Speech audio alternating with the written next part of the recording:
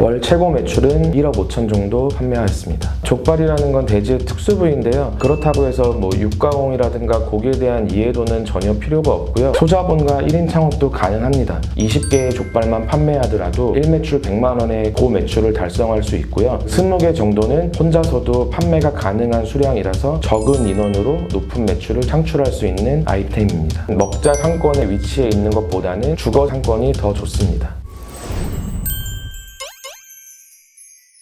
안녕하세요. 저는 서울 강남구 쇠곡동에서 족발예찬을 운영하고 있는 창업 12년차 정진우라고 합니다. 족발예찬은 족발과 보쌈을 전문으로 하고 있는 족발 브랜드이고요. 족발예찬을 운영한 지는 10년 정도 되었고 프랜차이즈화해서 사업하고 있는 기간은 2년 정도 되었습니다. 저희 창업 아이템은 족발과 보쌈입니다. 저희가 특수하게 제작한 상차림이 있어요. 거기에 가득 차게 보여서 소비자에게 가심비적으로 만족시킬 수 있는 창업 아이템입니다. 제가 족발예찬을 창업하게 됐을 때는 20대 중후반이었는데요. 큰 돈을 벌고 싶었고 제 사업을 하고 싶었습니다. 그때는 제가 회사원이었기 때문에 저녁에 겸업을 할 수 있는 그런 아이템을 고르다 족발 창업을 하게 되었습니다. 족발에 대한 기술은 전혀 없었지만 아무것도 없는 상태에서 배워서 저만의 기술로 이렇게 노하우를 갖게 되었습니다. 족발 창업의 장점은 다른 아이템보다는 프랜차이즈 진입하기 어렵다는 게 장점인데요. 족발이라는 아이템이 많은 노하우라든가 레시피가 들어가거든요. 그래서 프랜차이즈 회사라든가 큰 경쟁 업체에서 입점하여서 가맹점들을 하나의 동일한 맛으로 유지하는 게 굉장히 어려운 아이템이에요. 그리고 피자나 치킨은 굉장히 프랜차이즈에 대한 네임밸류가 강한 아이템이에요. 반대로 족발 쪽에서는 그런 브랜드 파워가 굉장히 약하기 때문에 내가 정말 맛있고 좋은 구성으로 기획을 잘 한다면 대기업과 싸우지 않고 조금 더 개인 창업으로 성공할 확률이 높다고 생각합니다. 그렇기 때문에 예비 창업자 입장에서는 그 기술만 자기의 노하우로 만들다면 경쟁에서 조금 더 자유로울 수 있다. 이렇게 생각을 하시면 될 것 같습니다. 저도 족발에 대한 지식이나 경험은 전혀 없었고요. 족발이라는 건 돼지의 특수 부위인데요. 그렇다고 해서 육가공이라든가 고기에 대한 이해도는 전혀 필요가 없고요. 어떠한 지식이 없으시더라도 기본적인 노하우랑 기술만 익히면 충분히 하실 수 있습니다. 족발은 소자본과 1인 창업도 가능합니다. 족발이라는 아이템이 배달도 포장도 홀에서의 매출도 가능하지만 내가 어디에 타겟층을 맞추느냐에 따라서 배달 전문점 같은 경우는 1인 창업이라든가 소자본 창업으로도 가능한 아이템입니다.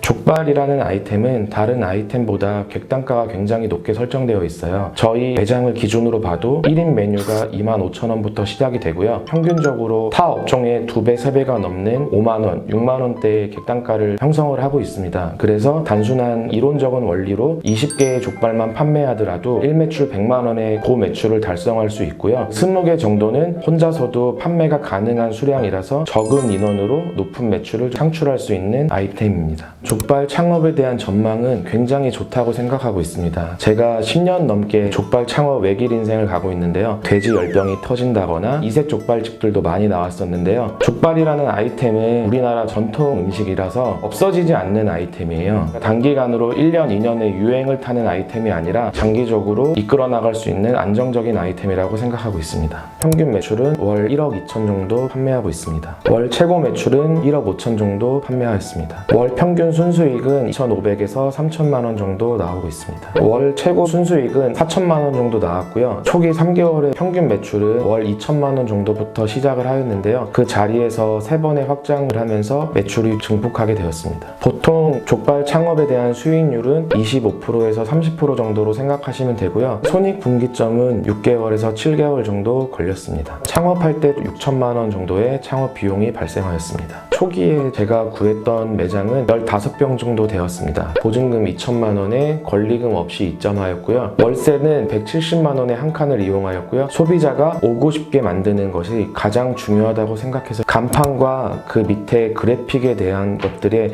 가장 큰 투자를 하였는데요. 인테리어와 익스테리어, 집기까지 합쳐서 총 4천만 원 정도 투자를 하였습니다. 저희 본점 같은 경우는 강남구라고 말씀을 드렸는데요. 강남구라고 해서 그런 화려한 먹자 상권과 병원과 오피스 있는 그런 강남 중심가가 아니고요. 서울공항에 인접해 있는 강남 끝자락에 있는 상권입니다. 배우 세대가 8단지의 아파트를 끼고 있는 항아리 상권에 입지해 있습니다. 족발이라는 음식이 전통 음식이기 때문에 10대와 20대 연령층보다는 30대, 40대, 50대 소비가 조금 더 많이 발생됩니다. 그리고 가족들에게도 많이 사랑을 받고 있기 때문에 흘러가는 먹자 상권에 위치해 있는 것보다는 주거 상권에 위치하여서 가족의 외식과 포장과 배달 이런 것들이 아우를 수 있는 상권이 더 좋습니다. 주거 상권은 먹자 상권보다는 비교적 낮은 임대료와 권리금으로 조금 더 낮은 창업 자금으로 들어갈 수가 있고요. 그리고 경쟁이 조금 덜 치열하기 때문에 그곳에서 자리를 잘 잡고 음식을 맛있게 한다면 그 배후에 있는 소비자들을 끌어들일 수 있습니다.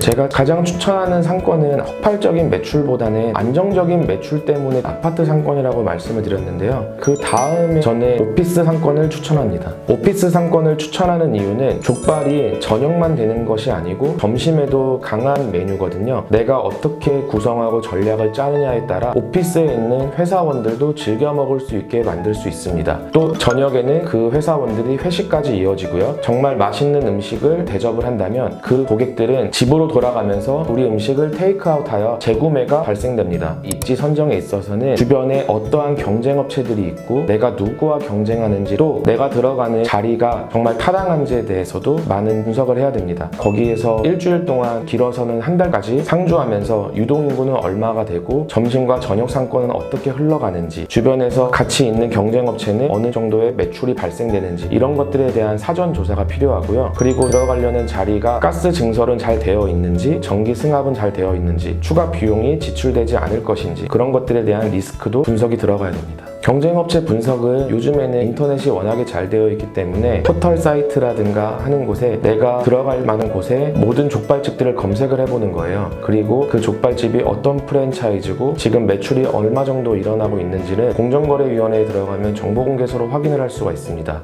매물 선정 과정에서 결국에는 자리가 사람들을 모으기 때문에 월세만 합리적이라면 전면이 트이고 코너 자리, 유동인구가 많은 입지로 들어가는 걸 추천합니다. 전면이 넓고 탁 트여진 매장이어야 소비자들이 지나가면서 바라봤을 때 반듯하고 들어가고 싶은 매장일 거고요. 가장 중요한 것은 월세는 높지만 권리금이 낮은 합리적인 것을 찾아야 됩니다. 내가 원하는 매장의 컨셉과 가장 이상적인 매장을 찾을 텐데요. 배달 전문점의 매장을 찾는다 하면 절대 높은 월세는 필요하지 않아요. 홀 매장 하면 내 기준에서 가장 월세가 높지만 저렴한 권리금을 찾는다면 홀에서의 이점이 분명히 발생이 되거든요. 근데 예비 창업자들은 돈을 아끼기 위해서 상대적으로 낮은 월세만 생각을 해요. 낮은 월세만 찾다 보면 낮은 이유가 분명히 존재합니다. 타당한 월세지만 그 높은 월세 치고는 권리금이 저렴한 매물이 있습니다. 그 이유는 전 주인이 매장 운영을 잘 못하여서 권리금이 낮아진 상황이거든요. 그래서 월세가 낮은 거에 포커싱을 맞추지 말고 내가 지불할 수 있는 높은 월세에 저렴한 권리금이거나 무권리에 나온 매물을 잘 찾아서 내 매장으로 바꿨을 때는 조금 더 나은 형태의 창업이 될 수 있다고 생각합니다. 임대차 계약 시 주의사항은 공인중개사의 말을 100% 신뢰하지 말라는 게 우선 첫 번째고요. 그 다음에 복비도 법정 복비가 0.9%지만 상호 협의할 수가 있습니다. 그래서 계약하기 전에 복비를 조금 더 다운시키는 협의가 들어가면 복비에서도 세이브할 수 있는 그런 포인트가 생기고요. 임대차 계약을 이루면서 임대인과 렌탈 프리를 조율할 수가 있어요. 내가 공사기간에 대해서 임대료를 면제받거나 아니면 공실로 오래 있었던 자리는 초기 한 2달, 한 달 정도라도 임대료를 면제해줘라. 이렇게 상호 협의가 되면 렌탈 프리를 받을 수 있습니다. 제가 도움받은 정부 정책 자금은요, 소상공인 정책 자금이었는데요. 6개월 이상 운영을 하게 되면 신용보증센터에서 보증을 서서 정부 운영 자금을 이용할 수 있는 사업자 대출이 존재합니다. 내 6개월간의 매출과 신용도에 따라서 서울 신용보증센터에서 보증이 되는 그런 정부 자금을 이용하였습니다. 창업하기 전에 이용할 수 있는 정책 자금으로는 만약에 내가 프랜차이즈로서 입점을 하게 된다 하면 프랜차이즈와 1금융권 간에 프랜차이즈 정책자금이라는 것들이 있어요. 그래서 그 프랜차이즈 본사에 문의하셔서 정책자금이 있는지를 확인해 보시고요. 개인적으로 정책자금을 지원받으시려면 1금융권에 가셔서 소상공인이라든가 자영업 신용대출 같은 것들이 저금리에 이용할 수 있는 상품들이 존재합니다. 그래서 내 신용도에 맞게 그런 1금융권 소상공인 정책자금을 이용하시면 될 것 같습니다. 제가 창업할 때는 저에게 컨베라든가 가이드라인이 없었기 때문에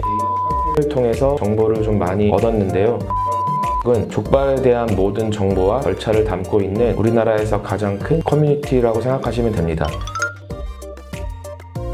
제 인터뷰가 도움이 되셨다면 우리 동네 CEO TV 구독과 좋아요 부탁드리겠습니다. 더 많은 창업 노하우가 궁금하시다면 우리 동네 CEO 앱을 확인하세요.